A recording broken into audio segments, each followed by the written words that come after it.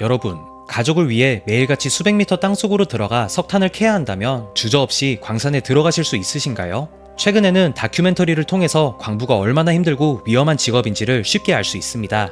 저도 이런 다큐들을 보고 광부에 대한 존경심이 더욱 커졌을 정도이고 말이죠. 우리가 지금 당연하다고 여기는 이 땅 위의 문명들은 거저 얻은 것들이 아닙니다.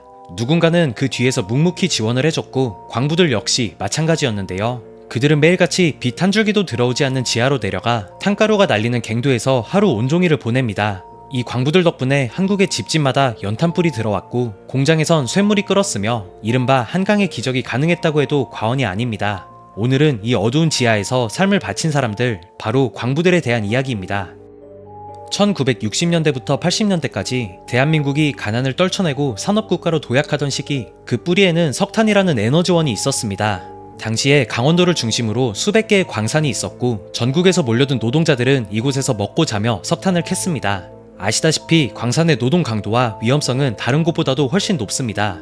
갱도는 지하 수백 미터로 내려가야 하고 당연히 햇빛은커녕 환풍도 제대로 되지 않는 공간이죠. 공기가 순환되지 않아 온도는 늘 30도에 육박하고 땀은 비오듯 쏟아집니다. 수맥을 잘못 건드려 지하수가 터지면 조명이 침수되어 칠흑 같은 어둠이 찾아오고 심지어는 아예 수몰되어 목숨을 보장받을 수조차 없었죠. 특히 집안이 무게를 견디지 못하고 내려앉는 상황이 가장 무서운 점인데 머리 위엔 언제 무너질지 모르는 안반이 기다리고 있습니다. 그리고 당시 광부들은 이런 환경에서 곡괭이 하나, 삽 하나로 석탄을 캐기 시작합니다.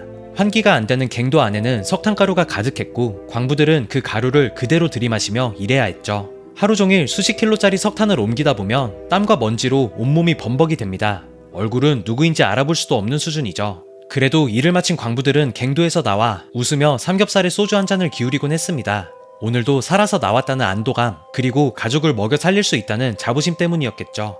하지만 그 대가는 혹독했습니다. 기침은 멈추지 않았고 숨 쉴 때마다 쇠구슬이 폐를 긁는 듯한 통증이 이어졌습니다. 진폐증과 만성 기침, 그리고 호흡곤란, 광산에서 몇 년만 일해도 폐가 까맣게 망가졌고 나중에는 숨 쉬는 것조차 힘들어진 사람들이 많았습니다. 이렇게 석탄은 한국 경제의 연료였지만 그 석탄을 캔 사람들은 점점 몸이 부서져 갔습니다. 그렇다면 광부들은 죽을 수 있다는 걸 알면서도 왜 매일같이 어둠 속으로 들어갔을까요? 여러 가지 이유가 있었겠지만 가장 큰 이유는 돈이었을 겁니다.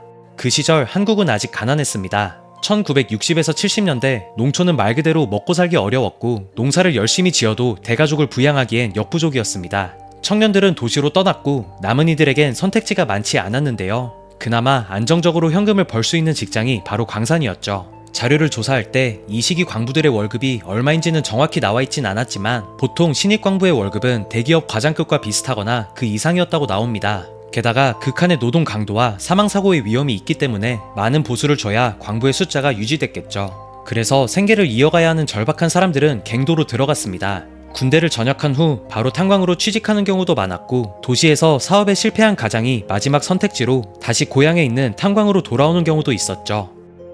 그런데 광부들의 이야기는 한국 안에서만 끝나지 않았습니다. 1963년 한국 정부는 이들을 수천 킬로미터 떨어진 낯선 땅 서독으로 보냅니다. 당시 우리나라는 한국전쟁의 폐허 속에서 미국의 무상 원조에 의존하던 시기였습니다. 이 원조를 바탕으로 경제개발이 한창이었지만 미국은 점점 원조를 줄이기로 결정했고 우리나라는 스스로 외화를 벌어야 했습니다. 마침 독일은 2차 세계대전 후 산업 복구가 한창이었고 일자리는 넘쳤지만 막상 그 일을 할 사람이 부족한 상황이었습니다. 특히 지하 수백 미터 갱도에서 일하는 광산 노동은 독일인들조차 기피하는 직업이었죠. 즉 한국은 외화가 필요했고 독일은 노동자가 필요했습니다. 서로의 필요가 맞아떨어지며 한국은 서독의 광부를 파견하게 됩니다. 총 8,000명의 광부와 1만 명의 간호사가 파견됐고 이들은 탄광에 배치되어 석탄을 캐기 시작했죠. 하지만 그곳은 말도 통하지 않는 낯선 땅이었습니다. 언어와 문화, 그리고 음식도 낯설었고 갱도의 혹독함은 한국과 다르지 않았습니다. 하지만 그들은 견뎌냈습니다. 왜냐하면 매달 고향으로 보내는 몇백 마르크, 그 외화가 가족을 살리고 조국을 지탱했기 때문입니다. 그리고 1964년 박정희 대통령은 서독 현지를 방문해 광부들을 위문합니다. 해외에서 이런 고생을 하게 해 미안합니다. 그러나 우리 자손들에게는 이런 불행을 겪게 하지 맙시다. 잘 사는 나라를 물려줍시다. 라는 취지의 연설을 했고 그 말에 수많은 파독 광부와 간호사들이 눈물을 흘렸습니다. 여담으로 독일 사회에서 우리나라 광부를 대하는 태도는 매우 양호했다고 합니다. 어느 나라든지 외국인 노동자에 대한 대접은 안 좋을 가능성이 큰데 우리나라 광부들은 급여나 복지도 독일인과 똑같은 대우를 받았다고 하죠. 예를 들어 손가락을 조금 다쳐도 산재를 당한 환자로 분류되어 100%의 임금을 받았는데 이런 선진적인 노동 환경에 깜짝 놀랐다는 기록이 있을 정도이니 말입니다. 게다가 파견된 광부들은 당시 한국을 대표해서 파견되었다는 의식이 있었습니다. 그렇기 때문에 자신의 잘못이 곧 한국의 잘못으로 평가받는다는 생각 때문에 더더욱 처신에 신경을 썼다고 하죠. 결국 파견된 광부들의 고생과 국내로 송금한 외화 덕분에 대한민국은 경제 발전을 이어갈 수 있었습니다.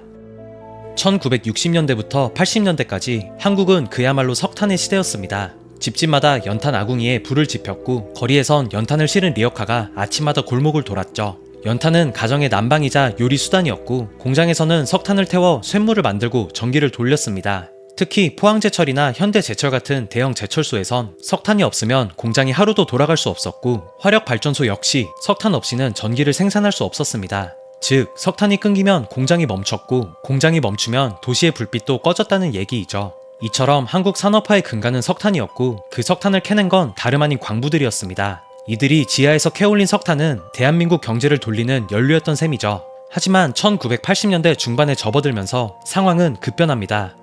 값싼 해외 석탄과 석유가 밀려들었고 국내 석탄의 효율성이 낮아지면서 정부는 결국 1989년 석탄산업 합리화 정책을 단행합니다. 국내 석탄 산업의 구조를 축소하고 경쟁력이 낮은 탄광을 정리한다는 쉽게 말해 석탄 산업계의 구조 조정이었죠. 당시 국내에서 생산되는 석탄의 생산 단가는 계속해서 상승하고 있었습니다. 탄광은 얕은 곳부터 먼저 채굴하고 시간이 지나며 더 깊은 지하로 들어가는데 지하로 들어갈수록 더 많은 장비와 인력이 필요하게 됩니다. 그리고 1980년대 들어 광부들의 임금도 오르게 되면서 결과적으로 생산성은 떨어지고 비용은 증가하게 됐죠. 이런 반면 해외에서 수입하는 석탄은 상대적으로 저렴했는데요. 화력발전소나 제철소 등 석탄을 많이 필요로 하는 곳에서는 저렴한 석탄이라는 선택지를 고를 수밖에 없었죠. 또한 석탄은 고체라 연소 효율이 낮고 운반이 불편했지만 석유는 액체이기 때문에 연소 효율이 높고 운반도 편리했습니다.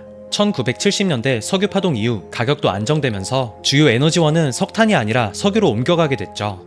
이런 복합적인 상황에서 정부는 탄광 운영이 큰 부담이라고 판단합니다. 그래서 경제성이 낮은 탄광을 우선적으로 정리하고 광부들에게는 퇴직금과 진폐보상금을 그리고 광산이 있던 도시에는 지역개발 지원금 등을 지원하기로 했죠. 하지만 부정적인 효과가 너무나 컸습니다. 폐광 지역의 경제 붕괴나 노동자들의 반발, 그리고 진폐증 같은 광산 후유증 방치 등 여러 가지 문제가 있었습니다.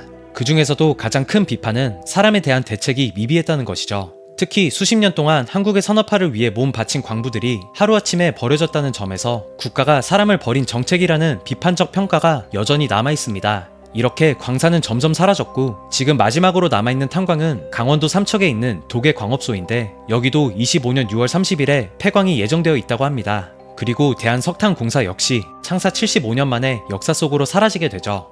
이제는 석탄이 아니라 반도체 그리고 탄광 대신 데이터 센터가 우리의 입에 오르내립니다. 하지만 그 모든 것이 시작된 자리가 어디였는지 생각해볼 필요가 있습니다. 우리가 지금 편하게 자동차를 타고 스마트폰으로 영상을 보고 있다면 그건 한때 지하에서 석탄을 캐던 한 사람의 인생 위에 올려진 문명일지도 모릅니다. 검은 땀을 흘리며 검은 석탄을 캐는 광부에 대한 이야기, 이번 편은 여기서 마치도록 하겠습니다.